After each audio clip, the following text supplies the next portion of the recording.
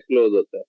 जो आपके बाकी फॉन्टानेले हैं ना, पोस्टीरियर है, स्फिनॉइड है, बाकी फॉन्टानेले, वो 6 महीने की एज में क्लोज हो जाते हैं। तो सबसे लेट कौन सा क्लोज होता है फॉन्टानेले जी ब्रोस? ये फॉन्टानेले आपका कब क्लोज होगा? जब बच्चे की उम्र कितने साल हो जाए? जल्दी ना 2 दोस्तों, साल। जब बच्चे की उम्र 2 साल हो जाए। लेकिन जो पोस्टीरियर फॉन्टानेले है वो कब क्लोज होता है? पोस्टीरियर दूसरे जो छोटे मोटे हैं वो 6 कब महीने। क्लोज होते हैं? वो 6 महीने की एज में क्लोज होते हैं। अच्छा, उसके बाद क्या है जी? आगे आपको अगर मैं इम्पोर्टेंट बात बताऊं तो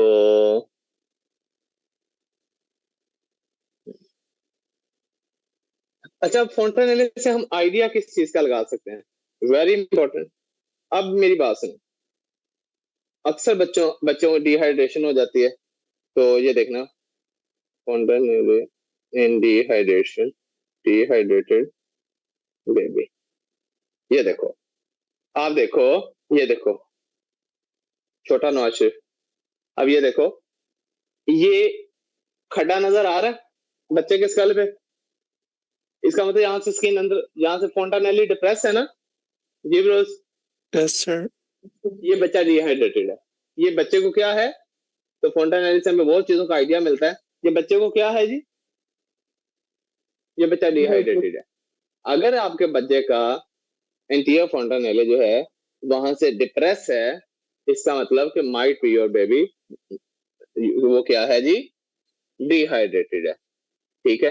तो अगर आपको लिखा है कि एक माँ अपने बच्चे को लेके आई है, बच्चे को पोटियां हैं, उल्टियां हैं, और अक्सर आपको पीड्स के क्वेश्चन में लिखा होगा एंटीरियर फोंटानेलिस डिप्रेस, एंटीरियर फोंटानेलिस डिप्रेस, वो आपकी बात को श्योर में बताता है आपको एंटीरियर फोंटानेलिस डिप्रेस से मुराद कि योर बेबी इज डिहाइड्रेटेड। ये ब्रोस क्लियर है?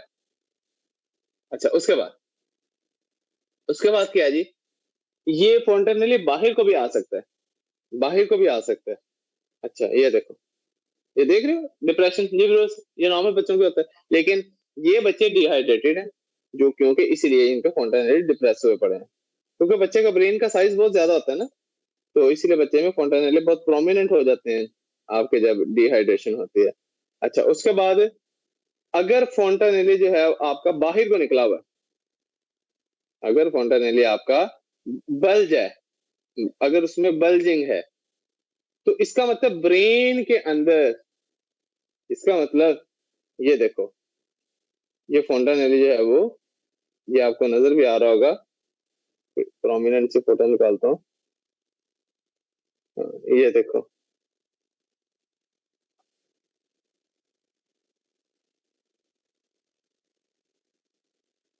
ये देखें, इस फोटो में देखें, आपको यहाँ से उभरा हुआ लग रहा है बाहर को? इसका मतलब ये है, ये उभरा हुआ लग रहा है यहाँ से बाहर को, बल्ज लग रहा है। Yes sir. अगर आपका फोंटानेले बल्ज हुआ हो, बाहर को बल्ज हुआ हो, इसका मतलब बच्चे के ब्रेन के अंदर प्रेशर क्या है? बच्चे के स्कल के अंदर प्रेशर क्या है? ज्यादा हाय। है। इसका मतलब मे भी बच्चे को कोई ब्रेन ट्यूमर हो। ब्रेन ट्यूमर जब होगा तो इंट्राक्रेनियल प्रेशर, अंदर स्कल के अंदर कोई प्रेशर बढ़े, उसे हम क्या कहते हैं? ICP, intracranial pressure. तो इंट्राक्रेनियल प्रेशर हाई, अगर बच्चे का ये बल्ज, फोंटानेले बाहर को बल्ज है, मे भी बच्चे को कोई ब्रेन ट्यूमर हो सकता है। यस और नो? यस। क्या कोई बच्चे को ब्रेन इन्फेक्शन हो सकता है? यस और यस। नो? इसका मतलब अक्सर बच्चों को ना गर्दन तोड़ बुखार होता है, ट्यूमर हो, जो भी चीज ब्रेन के अंदर प्रेशर ज्यादा करेगी, वो फोंटानेले वाला जो एरिया होगा वो बाहर को निकल आएगा। तो फोंटानेले का जो एरिया अगर बच्चों का बाहर को बल्ज हुआ हो, इट इंडिकेट कि उस बच्चे के ब्रेन के अंदर प्रेशर बिल्ड हो रहा है, जिसकी वजह से वो सॉफ्ट एरिया जो है वहां से प्रेशर की वजह से वो एरिया बाहर को निकल आया। अब वो माइट भी ट्यूमर हो, माइट वो ब्रेन में अबसेस हो, माइट वो गर्दन तोड़ बुखार हो, जिसे हम क्या कहते हैं? मेनिंजाइटिस, जिसे हम क्या कहते हैं? मेनिंजाइटिस। अच्छा, अब यहाँ पे ना गर्दन तोड़ बुखार, मेनिंजाइटिस भी आगे आपको क्लियर हो जाएगा कि ये मेनिंजाइटिस क्या होता है।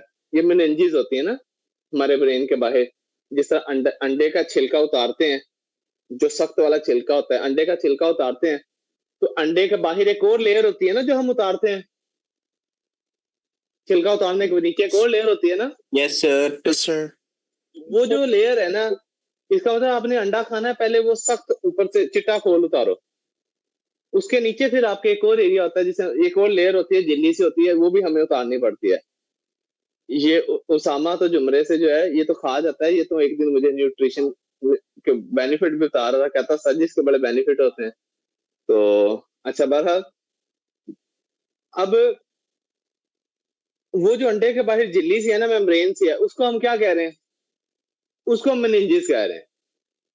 मेनिंजेस इसी तरह हमारे ब्रेन के बाहर भी एक लेयर होती है ना, एक झिल्ली सी होती है जो हमारे ब्रेन को प्रोटेक्ट करती है। तो बेसिकली मेनिंजेस हमारे ब्रेन के बाहर ना एक लेयर है, ठीक है, एक लेयर है जो हमारे ब्रेन को प्रोटेक्ट करती है। इस मेनिंजेस के इन्फेक्शन को हम क्या कहते हैं? Meningitis. 2 मिनट जरा सुनो, समझ आ रही है कि मैं ही खप रहे हैं? नहीं सर, समझ आ रही है। ठीक आप रहे हो। बाकी लोगों को Yes, sir. आ रही sir. 2 Yes, minute. sir. Sir,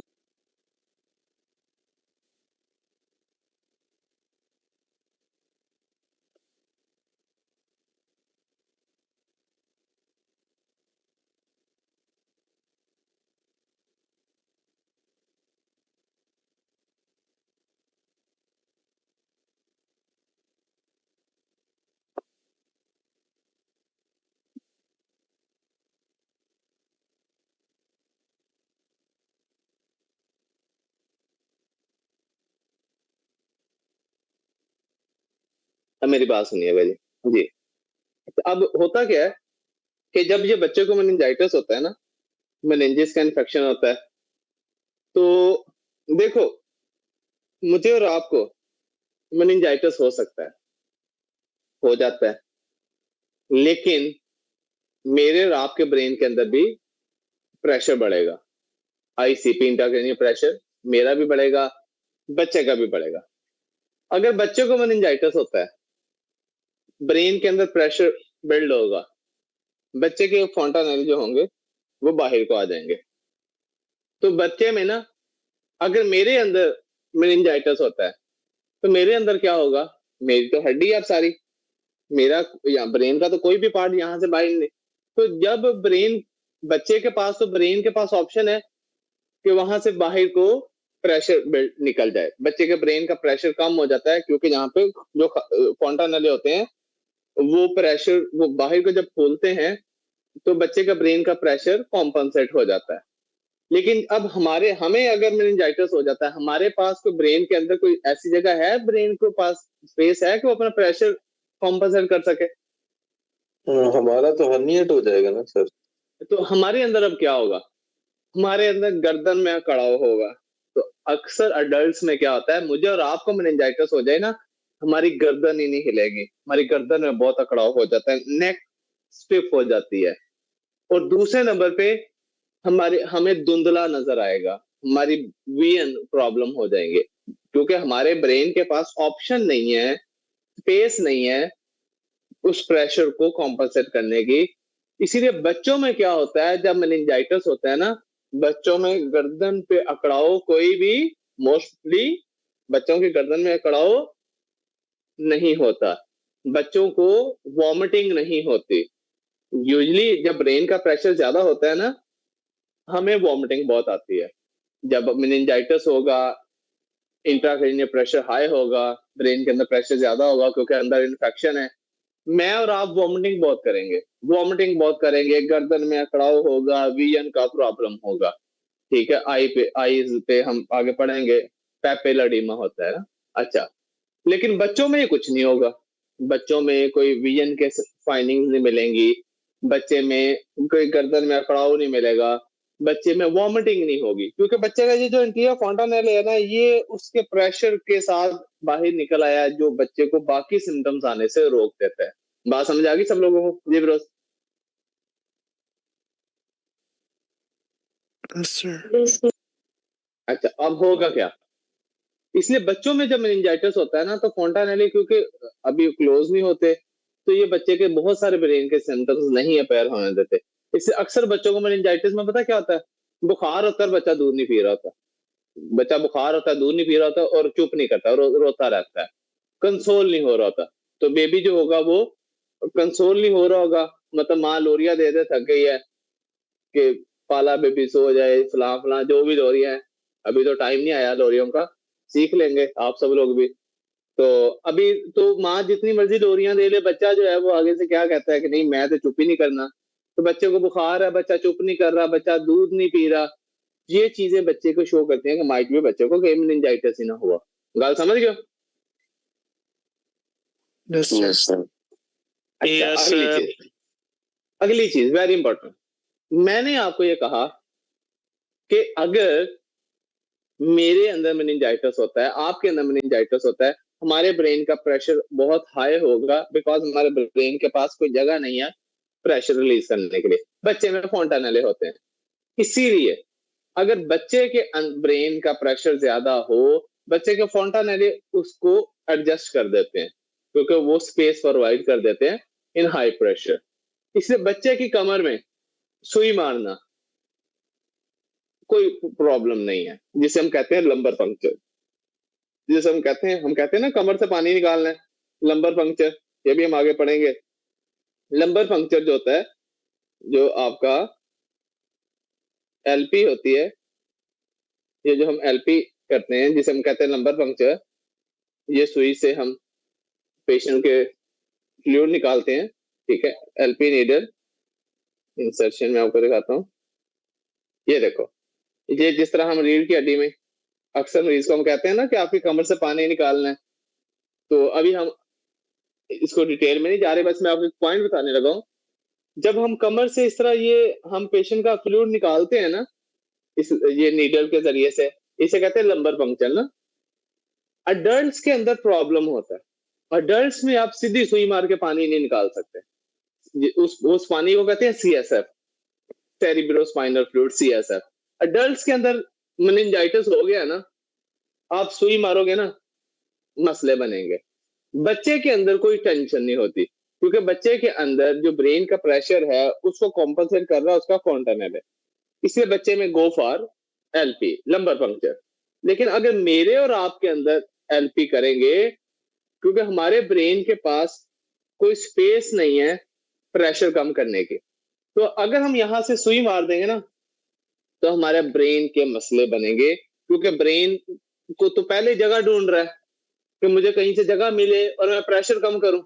जब आप यहां पे सुई मारेंगे ना, तो ये ब्रेन ब्रेन तो ऊपर है, तो ब्रेन जो होगा ना वो अपनी जगह से खिसक जाएगा, क्योंकि आपने रास्ता प्रोवाइड कर दिया। यहां से जब वो फ्लूइड बाहर आएगा ना, तो ब्रेन का प्रेशर सडन ड्रॉप होगा। जब आप मेरे और आपको मेनिंजाइटिस हो जाए, जब मैं यहाँ पे सुई घुसाऊंगा ना, जहां से जब वो पानी बाहर आएगा, तो जब पानी बाहर आएगा ना, तो ब्रेन का प्रेशर डाउन होगा।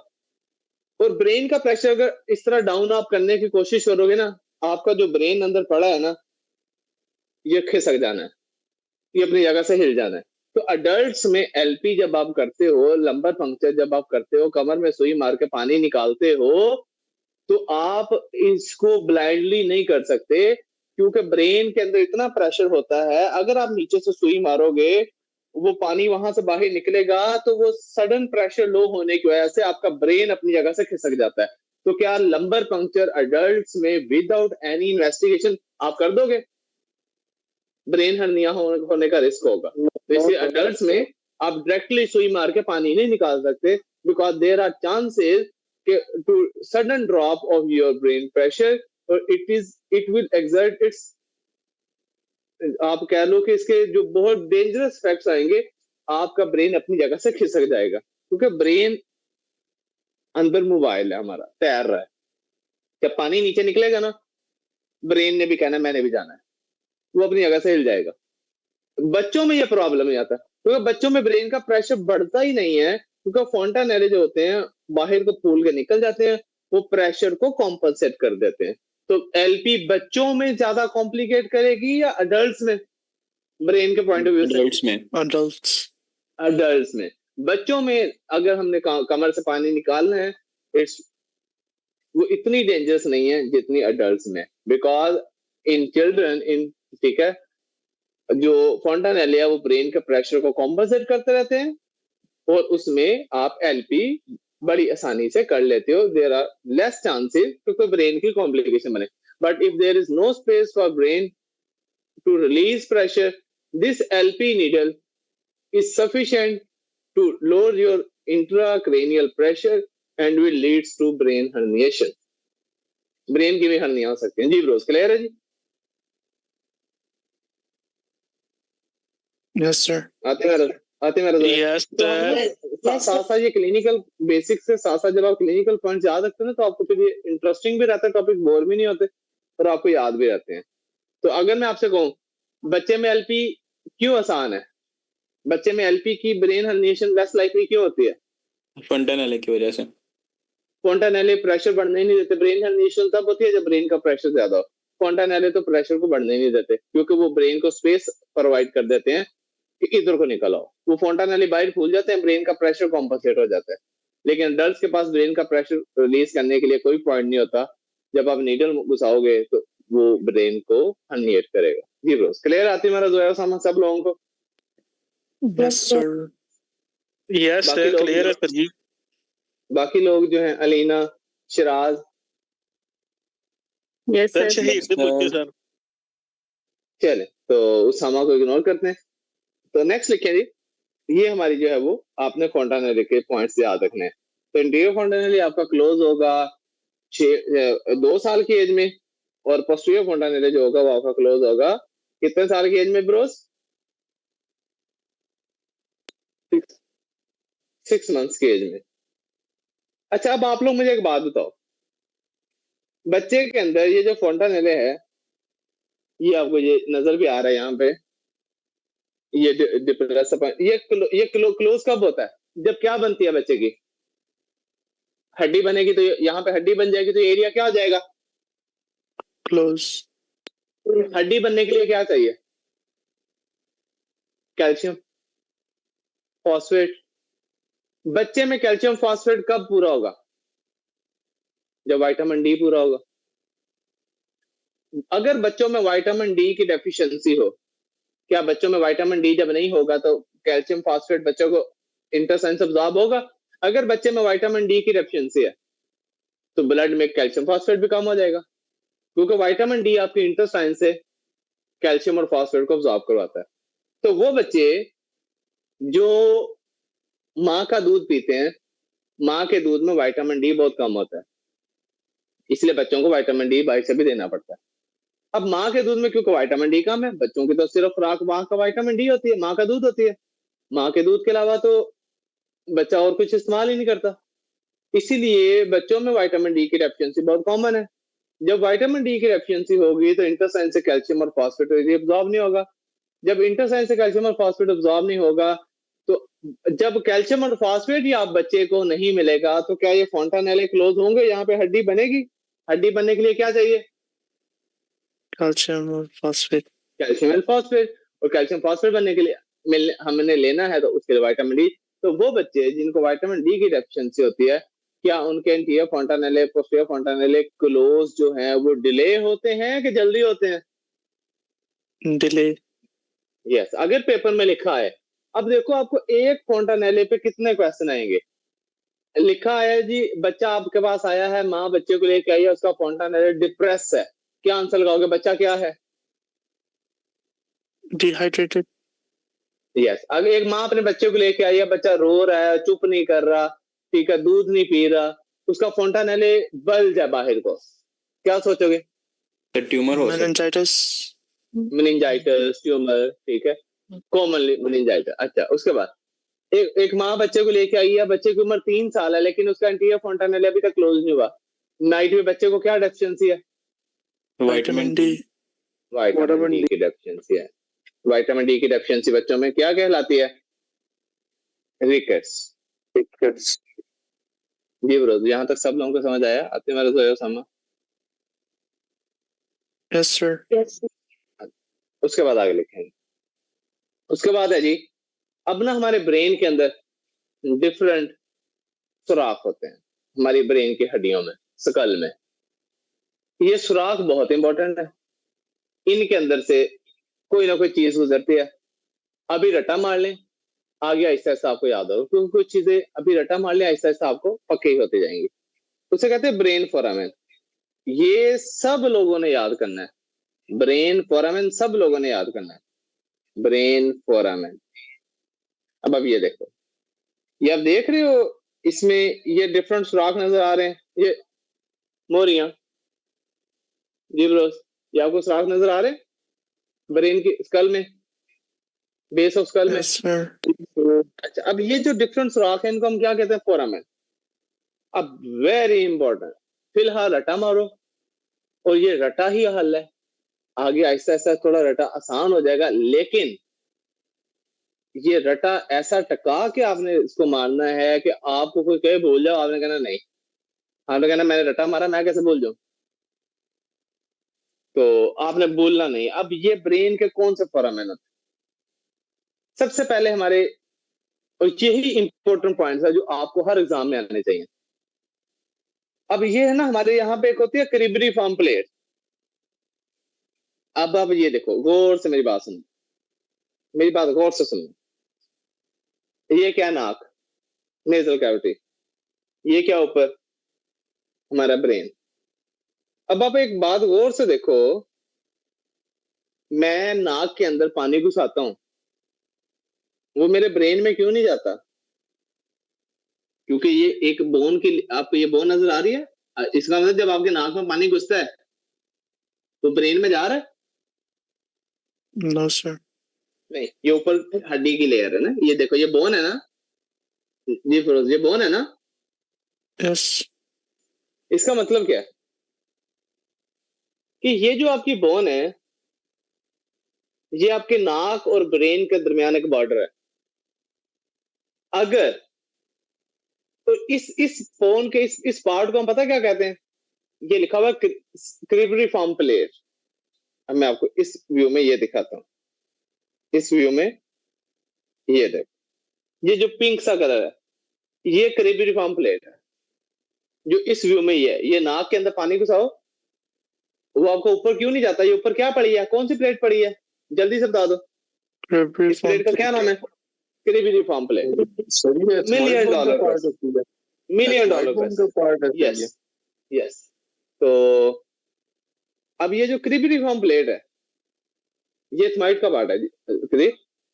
अच्छा, अब ये जो क्रिब्रिफॉर्म प्लेट है, एक चीज आपने नोट की, नीचे नाक है, ऊपर दिमाग है। नाक और दिमाग में कौन सी, दरमियान में कौन सी चीज हायल है जो एक इधर की चीज है उधर, उधर की इधर नहीं आने दे रही? कौन सी जी ब्रोस, कौन सी प्लेट है? इस हड्डी का क्या नाम है? Cribriform plate. अब वेरी इंपॉर्टेंट,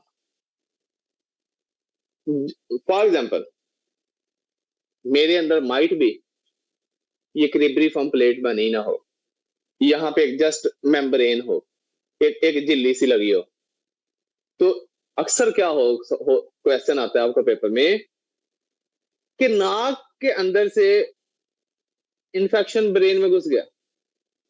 आप सोचोगे यार, नाक के ऊपर तो ये हड्डी होती है, क्रिब्रिफॉर्म प्लेट होती है, नेजल रूफ में, ये नाक की छत है ना, ऊपर वाला पार्ट, तो नेजल रूफ और ब्रेन के स्कल के दरमियान तो ये क्रिब्रिफॉर्म प्लेट होती है। अगर कुछ बच्चों में पैदाइशी तौर पे by birth cribriform plate develop नहीं होती, तो क्या जिन लोगों की क्रिब्रिफॉर्म प्लेट डेवलप नहीं होगी, वहां पे सिर्फ एक मेम्ब्रेन होगी, झिल्ली से होगी, क्या उनके ब्रेन के इंफेक्शंस होंगे? थ्रू नोज बैक्टीरिया घुसेगा? Yes, sir. ये ब्रोस, Sir. बाकी लोग ये देखें ना, ये देखें, ये क्रिब्रिफॉर्म प्लेट, ये हड्डी है, ये ऊपर दिमाग है आपका, ऊपर ब्रेन है, और नीचे आपका नोज है। नोज और ब्रेन के में ये जो प्लेट है, इसे हम कह रहे हैं क्रिब्रिफॉर्म प्लेट। तो अगर मैं आपसे कहूं कि क्रिब्रिफॉर्म प्लेट डेवलप नहीं हुई, तो there are chances of brain infection through nose bacteria, जा सकता फिर? अच्छा, अगली बात, अच्छा अगली इंपॉर्टेंट बात क्या है? अगली इंपॉर्टेंट बात यह है, या तो बनी नहीं है, या थोड़ा बहुत उसमें डिफेक्ट है। अक्सर आपको एक क्वेश्चन आएगा पेपर में, वेरी इंपॉर्टेंट, ये क्रिब्रिफॉर्म प्लेट का क्वेश्चन इतना इंपॉर्टेंट क्वेश्चन है कि जिन लोगों की स्क्रिब्रिफॉर्म प्लेट में थोड़ा सा क्रैक हो, थोड़ा सा फ्रैक्चर हो, या ये बनी ना हो, तो एक तो ऊपर हमारे ब्रेन का सीएसएफ फ्लूइड होता है, वो जो हमने कमर से सुई मार के पानी निकाला है सीएसएफ फ्लूइड, वो यहाँ पे भी होगा। एक तो क्या सीएसएफ फ्लूइड लीक होके नाक से बाहर आएगा? Yes, sir. अगर एक पेशेंट को, फॉर एग्जाम्पल मैं नहीं, असल महमूद है, असल महमूद जा रहा है जी, रिक्शा बज जा, असल महमूद में क्या लगा जी, असल महमूद जा रहा है, रिक्शा बज गया, असल महमूद के यहाँ पे लगा, असल महमूद के रिक्शा जब यहाँ पे लगा, असल महमूद ने कहा वाओ सीएसएफ, तो वो क्या डैमेज हुआ? लिवरोस क्रिब्रिफॉर्म प्लेट डैमेज है। इसका मतलब अगर आपको सीएसएफ नाक से निकल रहा है, आपकी कौन सी चीज डैमेज है? क्रिब्रिफॉर्म प्लेट डैमेज है। तो अच्छा, उसके बाद क्या है? इसे कहते हैं सीएसएफ रिनोरिया, इसे कहते हैं सीएसएफ रिनोरिया, मतलब आपकी चोचो चोरी है, आपको फ्लू जैसा पानी सा निकल रहा है, लेकिन बिल्कुल क्रिस्टल क्लियर है, ठीक है? तो ये इसे हम कहते हैं सीएसएफ रिनोरिया। अगर आपको सीएसएफ बाहर आ रहा है, एक तो आपकी क्रिब्रिफॉर्म प्लेट फ्रैक्चर हो गई है, एक तो इस तरह हो सकता है, एक इस तरह क्वेश्चन आएगा कि भाई जी आपके नाक से सीएसएफ बाहर आ रहा है, बताओ क्या डैमेज? आपने कहना क्रिब्रिफॉर्म प्लेट। अच्छा, एक गल होगी। और अच्छा, एक और चीज, इसका कुछ नहीं करना होता, खुद ही क्लोज होनी होती है।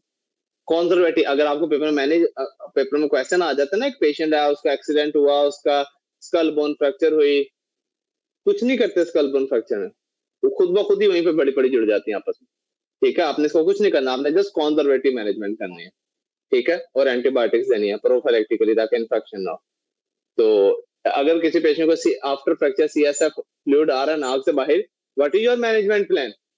जस्ट सिम्टोमेटिक मैनेजमेंट, ठीक है? आप उसमें कुछ नहीं करते जी। क्लियर है? आगे चले जी। अच्छा, अगला क्वेश्चन क्या आता है? अगला क्वेश्चन ये है, अगर किसी की ये क्रिब्रिफॉर्म प्लेट खराब है, बनी नहीं है, या कोई फ्रैक्चर है, ये जो लोग फ्रेश वाटर लेक्स में नहाने जाते हैं, फ्रेश वाटर लेक्स, ये मैं आपको, यस, फ्रेश वाटर लेक्स। अब आप ये देखें, ये जो फ्रेश वाटर लेक्स हैं, जो ताजा पानी की झीलों में लोग नहाने जाते हैं, आपको पता है इस ताजा पानी में जो फ्रेश वाटर लेक होता है, इसमें हमारा एक पैरासाइट होता है, उसका नाम है naegleria fowleri. Very important, fresh water lakes में आप ये आता है, ये आपका एक पैरासाइट है जिसका नाम है निग्लेरिया फॉलरी। ये ताजा पानी की झीलों में होता है, ताजा आबशारों में होता है। तो ये जो निग्लेरिया फॉलरी पैरासाइट है, आपको पता है ये हमारे घरों में जो पानी आता है ना, इसमें क्लोरीन होती है, क्लोरीन इसको मार देती है। हमारे घरों वाले पानी में नहीं ये होता, क्योंकि हमारे घरों में जो वाटर सप्लाई पानी आता है उसमें क्लोरीन होता है, क्लोरीन इसको निग्लेरिया फॉलरी को मारती है। हमारे घरों का पानी में हमें कभी ये इन्फेक्शन नहीं होता, लेकिन जो ताजा पानी आ रहा है नदियों में, नालों में, उनके अंदर तो कोई क्लोरीन नहीं होती।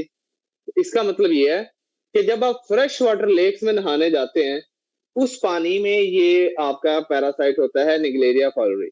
ये बैक्टीरिया आपका, ये पैरासाइट आपका, जब आप डुबकी मारते हो पानी में, झील में जाके, पानी आपके नाक में घुसता है ना जब आप नहाते हो कहीं पे जाके, तो पानी नाक में घुसेगा, ये पैरासाइट नाक में घुसेगा, ये पैरासाइट नाक में घुसेगा, और कहाँ पे पैरासाइट ये नाक में घुस के कहाँ में चला जाएगा? नाक से घुस के किसमें? ब्रेन में चला जाएगा। तो ब्रेन के अंदर ये पैरासाइट, आप नदी पे गए, नाले पे गए नहाने, फ्रेश वाटर, यहाँ से पैरासाइट नाक में आपके पानी कह जाएगा, वहां से पैरासाइट आपके ब्रेन में चला जाएगा। तो ये ब्रेन का कौन सा लोब होता है? Frontal lobe. ये ब्रेन का कौन सा लोब होता है? Frontal lobe. तो आपके फ्रंटल लोब का बेड़ा गर्क कर देता है, बंदा मारता है, 100% बंदा मरता है। ये इन्फेक्शन का कोई इलाज नहीं है, इस इन्फेक्शन का कोई इलाज नहीं है, ये आज तक जिसको भी हुआ है वो मरा है, और विद इन डेज मरा है, कोई हफ्ते नहीं, कोई महीने नहीं, विद इन डेज 100% डेथ होती है। 100, आप सोच भी नहीं सकते कि आप बच जाओगे, इसका कोई ट्रीटमेंट नहीं, ठीक है। तो इसलिए अगर आपको क्वेश्चन आए कि एक पेशेंट है, यंग पेशेंट है, वो ट्रिप गया है, फ्रेश वाटर लेक्स में जाके लड़कों ने नहाए हैं, लड़का वापिस आया है, उसको ना हेडेक स्टार्ट हो गया, फ्रेश वाटर लेक से नहाने के बाद आया, हेडेक स्टार्ट हो गया, और एक आधा दिन गुजरा है, उसको स्वेयर हेडेक है, उसकी मेमोरी प्रॉब्लम होने लगी, क्योंकि मेमोरी हमारे फर्स्ट फ्लोर में होती है, हमारी पर्सनैलिटी हमारे फर्स्ट जो फ्रंटल लोब है उसमें होती है। तो बच्चे को, उस पेशेंट को फौरी ब्रेन उसका इन्वॉल्व होगा, और विद इन डेज वो आपका पेशेंट कोमा में जाएगा, और विद इन डेज उसकी डेथ होगी। तो अगर फ्रेश वाटर लेक से नहाने के बाद पेशेंट सडनली कोलैप्स हुआ है, कुछ दिनों के अंदर अंदर उसके ब्रेन का इंफेक्शन हुआ और उसने बंदा मार दिया, तो कहां पे डिफेक्ट था बोन में? सेरेब्रम प्लेट में। कौन सा इंफेक्शन हुआ है? इसे ब्रेन ईटिंग अमीबा भी कहते हैं, इसे ब्रेन ईटिंग अमीबा भी कहते हैं। और कौन सा लोब सबसे ज्यादा डैमेज होता है इसमें? जो फ्रंटल लोब, सबसे फ्रंटल लोब है। अगर आपको पेपर में इसका क्वेश्चन आ जाता है, ये पैरासाइट का, तो आप इसका ट्रीटमेंट, अगर वो कहता है, कुछ लोग हैं दुनिया में, वेरी फ्यू, जो सर्वाइव किए हैं, वेरी फ्यू, ना होने के बराबर, तो कहता है लेस देन 1%। तो कुछ लोग हैं जो सर्वाइव किए हैं, वो भी इस वजह से। इसका फौरी हल क्या है? ईएनटी सर्जन, न्यूरो सर्जन दोनों इन्वॉल्व हो, और ब्रेन का वो एरिया जो अंदर से अमीबा ने डैमेज कर दिया, उस एरिया को अंदर से पहले साफ करो, गंद निकालो अंदर से। इसे कहते हैं डिब्राइडमेंट। इसे क्या कहते हैं? डिब्राइडमेंट। तो आपने एक तो सबसे पहले, जिस तरह हम, मैं आपको आसान फॉर्म समझाता हूँ, डिब्राइडमेंट क्या है। मछली खरीदते हैं, तो मछली खरीदने के बाद हम उसको कहते हैं ना, काट कूट के साफ सूफ कर दो, बिल्कुल ताजा गोश्त दो, साफ गोश्त दो, बाकी गंद उतार दो। तो उसने मछली की क्या कर दिया? गंद सारा उतार दिया उसने। मछली की क्या कर दिया? गंद जो उतारा सारा, वो डिब्राइडमेंट हो गया मछली की। तो डिब्राइडमेंट होता है जो डेड टिश्यू होता है, जो नेक्रोटिक टिश्यू होता है, जो इन्फेक्टेड टिश्यू होता है, आप उसको रिमूव करो। एक तो आपने फौरी, और ये 100% एनएलए में क्वेश्चन आना है, जो कहता है नहीं आना वो झूठ बोल रहा है। एक तो आपने 100% इसकी डिब्राइडमेंट करनी है, और दूसरा आपने साथ एंटी फंगल ड्रग देनी है, amphotericin B. This is the drug of choice. अगर आपको पेपर में क्वेश्चन आ जाए, एक पेशेंट है, फ्रेश वाटर लेक्स में नहाने गया, उसके बाद उसको फ्रंटल साइड पे ब्रेन में हेडेक स्टार्ट हुआ, और विद इन डेज उसकी कंडीशन इतनी डिटीरियरेट हुई कि पेशेंट आपका कोमा में चला गया, और विद इन डेज उसकी डेथ हो गई, तो आप कहोगे इस डिफेक्ट इन क्रिबिफॉर्म प्लेट, जो रास्ता प्रोवाइड किया निगलेरिया फॉलरी को, और इसका एक ही हल है, पूरी सर्जन को इन्वॉल्व करके इसकी न्यूरो सर्जरी हो, और साथ में एंटी फंगल ड्रग हम एम्फोटेरिसिन ऐड करें। This is the only option. लेकिन बहुत कम लोग हैं दुनिया में जो सर्वाइव किए हैं। जी ब्रोस, क्लियर है? तो क्रिबिफॉर्म प्लेट की क्या इंपॉर्टेंस है? तो सर ये ड्रग एंटी फंगल दे रहे हैं, इन्वॉल्व पैरासाइट है, ये क्या चक्कर है? यस, ये एंटी फंगल ड्रग इसको कवर करती है ना। इसी तरह फ्लैजल है, एंटीबायोटिक है, लेकिन फ्लैजल हम देते हैं इसमें पैरासिटिक इन्फेक्शन। तो होगा वही जो ब्रेन एनकेफेलाइटिस हुआ है ना, मेनिंजाइटिस, एनकेफेलाइटिस, ये जो ब्रेन इन्वॉल्व हुआ है इसको एनकेफेलाइटिस कह रहे हैं, मेनिंजेस इन्वॉल्व होंगे उसको मेनिंजाइटिस कह देंगे। तो बेसिकली ये मेनिंजो एनकेफेलाइटिस हुआ है ना। जी ब्रो, सब लोगों को क्लियर है? जाती मेरा जोया सामा? Yes, sir. अच्छा, अब क्रिबिफॉर्म प्लेट से दो क्वेश्चन। उसामा रक्षे जो वजह, नाक से पानी आने लग गया, क्या डैमेज हुआ है? नाक से सियासा आने लग गया, क्रिबिफॉर्म प्लेट। उसामा नहाने गया, महीने बाद आप फिर कुलखानी पे गए, उसामा को क्या हुआ जी? निगलेरिया फॉलरी का इन्फेक्शन हुआ। इस तरह आपके ज़हन में क्वेश्चन होना चाहिए। और उसामा को बचा लेते अगर हम उसकी शायद फौरी तौर पे क्या कर देते? Neurosurgery, debridement. Plus amphotericin B. लेकिन खबरदार ये किसी ने न्यूरो सर्जरी वाले ने इन्वॉल्व किया जी ब्रो क्लियर है आगे चले Yes, sir. मर्जी है सर जी। उसके बाद नेक्स्ट देखा जी हाँ अब इस क्रिबरी फॉर्म प्लेट में के अंदर से और क्या चीजें गुजरती हैं अब कहीं पे पूरे बशकीक में खाने वाली कोई चीज पकी हो उसामा को पता चल जाता कि नहीं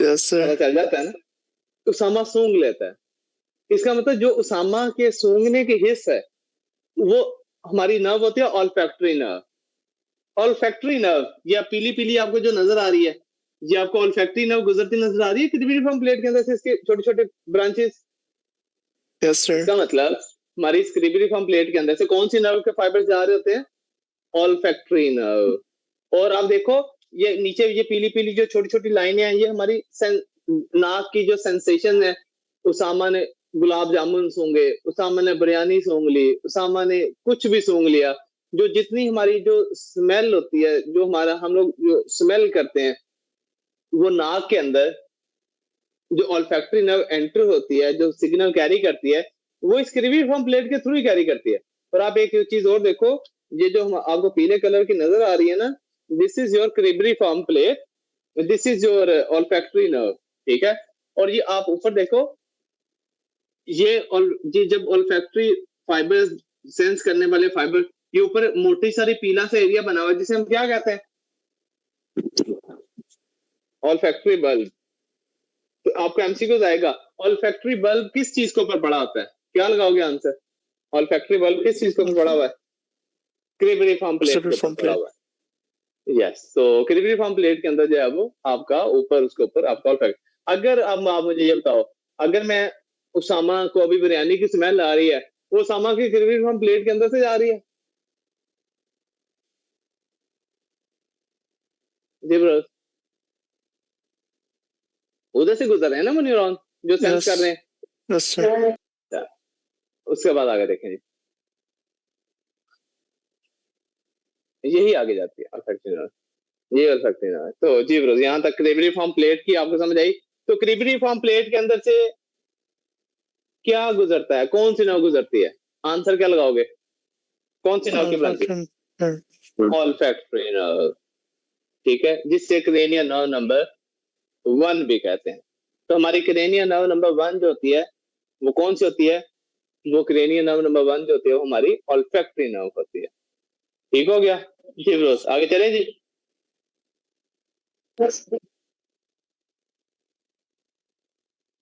फातिमा रज़ोया सामा सब लोगों को बात समझ आई है मुश्किल तो नहीं लग रहा No, sir. हाँ वो भी वो भी वो जब हम फोसा फ्रैक्चर करेंगे ना उसमें बताता हूँ anterior cranial fossa medial cranial fossa posterior cranial fossa जी ब्रो यहाँ तक क्लियर है सब लोगों को Yes, sir. आज इतना पढ़ के छुट्टी ना कर लें तो बियर डाउन है यार Yes, sir. Yes, sir. Yes, Yes, sir. आज yes, Yes, sir. मैं Thank you so much, sir. Have a nice time, sir. मेरी से गल सुन लो मैं ना कल से सोया नहीं हूँ तो पिछले तकरीबन मैं लास्ट 24 आवर्स से ऑलमोस्ट जाग रहा हूँ तो बड़ी तबीयत खराब हुई पड़ी है 2 दिन सोने सर कोई मसला नहीं रेस्ट करें सर रेस्ट करें